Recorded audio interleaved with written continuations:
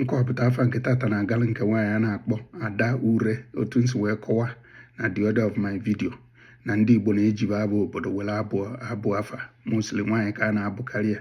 Anyị emego Ada Uke, ịghọtago, mma ewepụta one by one, ọkwetago ndị nwaanyị eji afa obodo wee bụ afa, ịghọtago. Nke tata bụ Ada Ure dị na ọdụkọ n'Imo steeti ka ọ dị, ịghọtago, somewhere there, wee ezigbo afa ka ọ bụ, ịghọta. Ọ bụrụ ajọ ife n'ala Igbo, ịghọta. Ebe m na-eje afa agha na-edowu nne maka ezigbo afa ka ọ bụ. Nke a gosiri na ebu nnukwu ada, ebu the first ada of that town, Ure town, ịghọtago, ezigbo afa. Then nke nwoke na onwe ya abụrụ Chi Anụgo ọ Chukwu Anụgo, ezigbo afa, ịghọtago. Ekpele nne na nna ekpele n'isi gị ka ị bịa ụwa n'akaba, ekwetago.